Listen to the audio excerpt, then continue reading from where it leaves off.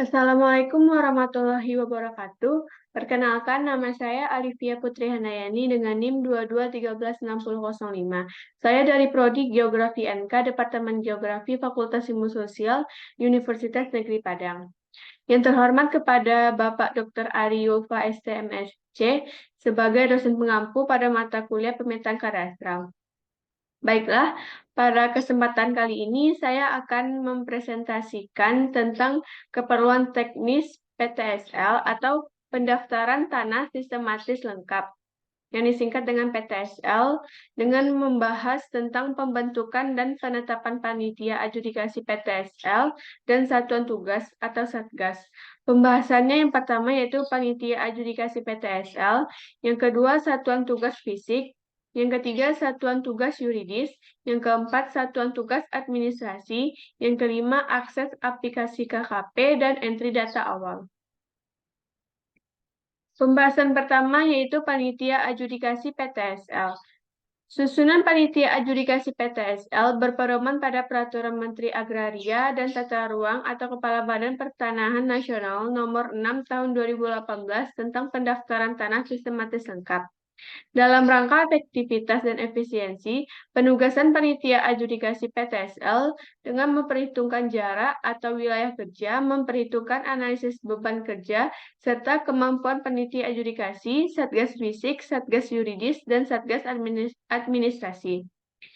Selanjutnya, apabila dalam keadaan tertentu, antara lain keterbatasan SDM, minimnya pelayanan rutin, maka Ketua Panitia Adjudikasi PTSL dapat dijabat oleh Kepala Kantor Pertanahan dan Pelaksanaan Pelantikan sebagai Ketua Panitia Adjudikasi PTSL dilakukan oleh Kepala Kantor di wilayah Badan Pertanahan Nasional setempat. Panitia adjudikasi PTSL dibantu oleh Satgas Fisik, Satgas Yuridis, dan Satgas Administrasi. Pembahasan yang kedua yaitu satuan tugas fisik.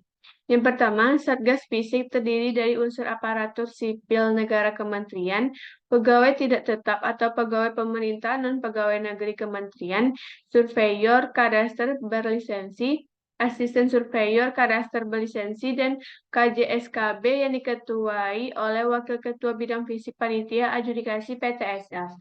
Yang kedua, dalam melaksanakan tugasnya, Satgas Fisik sebagai pengumpul data fisik dapat dibantu oleh petugas pengumpul data pertanahan atau disebut dengan Puldatan.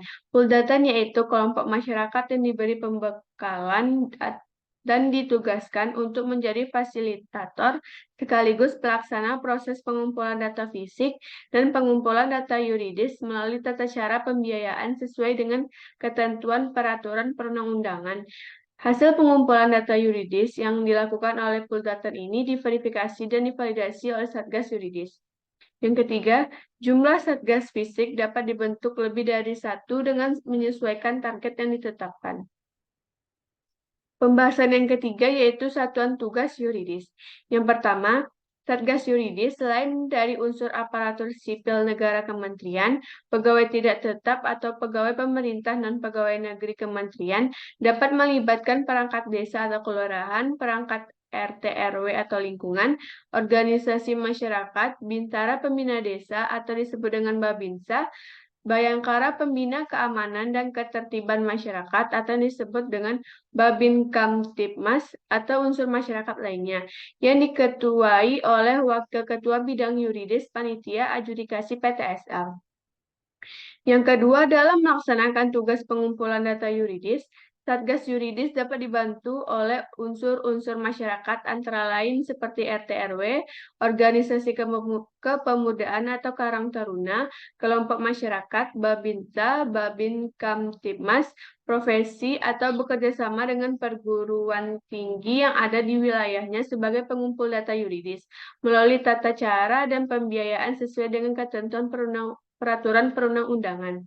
Yang ketiga, jumlah Satgas Yuridis dapat dibentuk lebih dari satu dengan menyesuaikan target yang telah ditetapkan. Pembahasan yang keempat yaitu satuan tugas administrasi. Yang pertama, Satgas Administrasi terdiri dari unsur aparatur sipil negara, kementerian, dan dapat dibantu oleh pegawai tidak tetap atau pegawai pemerintah dan pegawai negeri kementerian yang diketuai oleh Sekretaris Panitia Adjudikasi PTSL. Yang kedua, Satgas Administrasi di bawah koordinasi dan membantu pelaksanaan tugas Sekretaris Panitia Adjudikasi PTSL. Yang ketiga, Satgas Administrasi membantu menyusun dan mengelola kebutuhan sarana dan prasarana selama kegiatan PTSL ini berlangsung.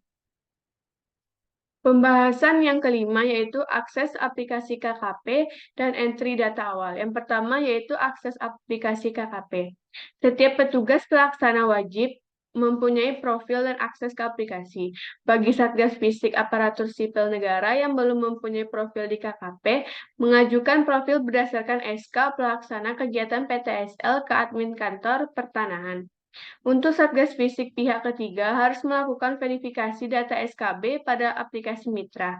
Akun dan password akan diberikan melalui aplikasi tersebut, bersifat rahasia dan sepenuhnya menjadi tanggung jawab pribadi yang bersangkutan.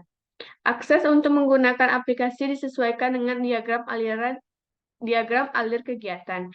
Selanjutnya dalam hal pengumpulan data fisik dan data yuridis menggunakan aplikasi Survei Tanahku, maka seluruh anggota petugas pengumpul data fisik dan petugas pengumpul data yuridis yang sudah ditetapkan diwajibkan melakukan registrasi pada aplikasi Survei Tanahku.